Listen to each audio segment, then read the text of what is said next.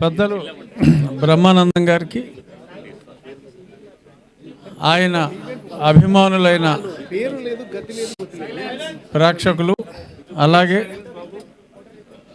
ముఖ్య అతిథులుగా విచ్చేసిన ఆయన అభిమాన సహనటులు, ఇంకా మాలాంటి వాళ్ళు, మా శ్రీనివాసరాజు గారు లాంటి వాళ్ళు అందరికీ కూడా నా హృదయపూర్వక అభినందనలు తెలియజేస్తూ, చాలా మాట్లాడాలి అనుకున్నా కూడా ఇప్పుడు 15 మంది మాట్లాడారు, అందరూ బాగా మాట్లాడారు. ఆల్మోస్ట్ చెప్పవలసిన అనుకున్న పాయింట్స్ అన్నీ కూడా స్పష్టంగా చెప్పారు. కాబట్టి నేను ఎక్కువ మాట్లాడకుండా బ్రహ్మానందం గారి గురించి కొన్ని మాటలు, అందరూ కూడా చాలా గొప్ప కామెడియన్ అని ఇలా రకరకాలుగా బ్రహ్మానందం గారి గురించి అందరూ చెప్పారు. నేను ఎప్పుడు బ్రహ్మానందం గారిలో కామెడియన్ని నేను చూడలేదు. ఒక గొప్ప నటుడినే నేను వారిలో చూశాను. సినిమా ఇండస్ట్రీలో హీరోలు చాలామంది ఉంటారు, నటులు తక్కువ మంది ఉంటారు. నటులు అంటే ఓ రామారావు, ఓ రంగారావు, నాగేశ్వరరావు, అలా తక్కువ మంది నటులు ఉంటారు. హీరోలు చాలామంది ఉంటారు. ఆ కోవకు చెందిన నటుల్లో ఒక విశిష్టమైన గొప్ప నటుడు డాక్టర్ బ్రహ్మానందం గారు. ఓకే, ఎక్కువ నవ్వించే పాత్రలు చేసి ఉండొచ్చు, కానీ నవ్వకుండా చాలా సీరియస్గా ప్రజల హృదయాల్లో, ఎవడైనా కొంచెం క్రికెట్ చూస్తూ ఉంటే ఎక్కువ ఎగ్జైట్ అయిపోతూ ఉంటే ఈడెవడరా గచ్చిబౌలి దివాకర్ గారిలో ఉన్నాడు, అలా కొంచెం ఐఎమ్ ఫ్రమ్ సాఫ్ట్వేర్ అంటే ఏదో కొంచెం ఆ స్టైల్లో మాట్లాడితే ఏదో బ్రహ్మి అనో ఈడెవడో గజాల గాల్లో ఉన్నాడురా అని, అలా ప్రతి సమాజంలో మనం చూస్తున్న క్యారెక్టర్లని ఒక బ్రహ్మానందం గారు పోషించిన క్యారెక్టర్తో కంపేర్ చేసుకుని ఆ సినిమా చూసినప్పుడు నవ్వటం వేరు. దైనందిన జీవితంలో బ్రహ్మానందం గారిని తలుచుకొని తెలుగువాడు ఉంటాడు అని నేనైతే అనుకోను. తెలుగువారి హృదయాల్లో చిరస్థాయిగా నిలిచిపోయిన ఒక గొప్ప వ్యక్తి. ఆయన ఒక మంచి ఫిలాసఫరు. ఈరోజు ఆయన ఉదయం ఆయన ఇంటికి వెళ్ళినప్పుడు పెద్ద పూజ గది, ఆల్మోస్ట్ ఈ హాల్లో ఒకే 1/4 ఉంటుంది. అంత పూజ గదిలో ఒకే ఒక్క దేవుడు, వెంకటేశ్వర స్వామి. మనం మామూలుగా మా ఫిలిం నగర్ గుడికి వెళ్తాం.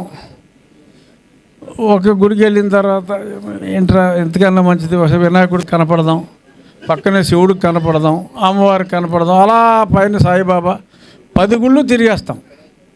ఎందుకంటే భయం కావచ్చు, మితిమీరిన భక్తి కావచ్చు, ఏదైనా కావచ్చు.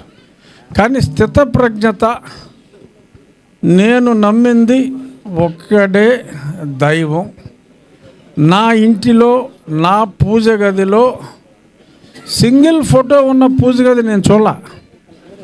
పూజ గది లేని ఇల్లు లేదు, కానీ సింగిల్ దేవుడున్న పూజ గది నా జీవితంలో నేను చూసింది. హిందూ మతంలో నా జీవితంలో నేను చూసింది ఒక్క బ్రహ్మానందం గారి ఇంట్లోనే. ఆయన ఒక గొప్ప తత్వవేత్త. ఆయనకి కంపారిజన్లో కాస్త కామెడీ పాత్రలో పోషించి గొప్ప ఖ్యాతి గడించిన నటులతో కంపేర్ చేయాలి అంటే ఒక్క చార్లీ చాప్లిన్ గారితో ఆయన్ని కంపేర్ చేయొచ్చు. రంగస్థలం అనే సినిమా చూస్తే రంగ మార్తాండ ఆయన నట విశ్వరూపం.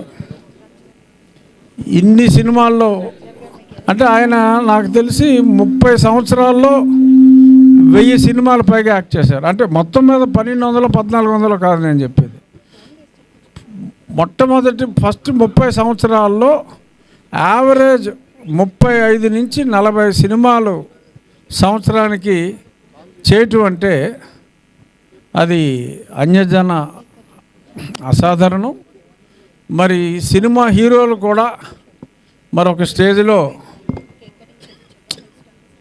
డామినేట్ బ్రహ్మానందం గారు ఉంటే మొత్తం స్క్రీన్ అంతా తినేస్తున్నాడు రా బాబు అని హీరోలు కూడా భయపెట్టిన గొప్ప నటుడు, మన అందరి ప్రేమ పాత్రుడు. పద్మశ్రీ అనేది ఆయనకి చాలా చిన్న బిరుదు అయినప్పటికీ కేంద్ర ప్రభుత్వం ఎంతో ముందుగా ఆయన్ని గౌరవించింది. ఇంకెన్నో గౌరవాలు అందుకోవలసిన గొప్ప వ్యక్తి డాక్టర్ బ్రహ్మానందం గారు. ఖచ్చితంగా అందుకుంటారు.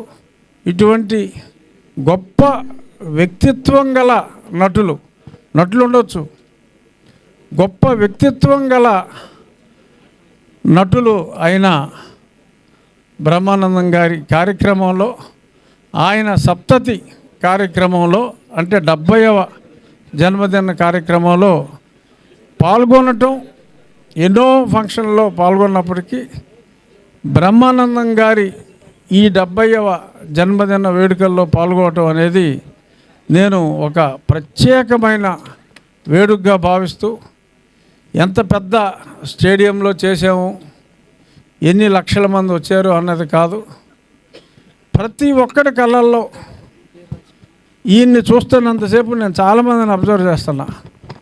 ఒక రకమైన ఆప్యాయత ఆ కళ్ళల్లో, ఆ ఆనందం, అదంతా చూస్తే నిజంగా మీ జన్మ ధన్యం బ్రహ్మానందం గారు.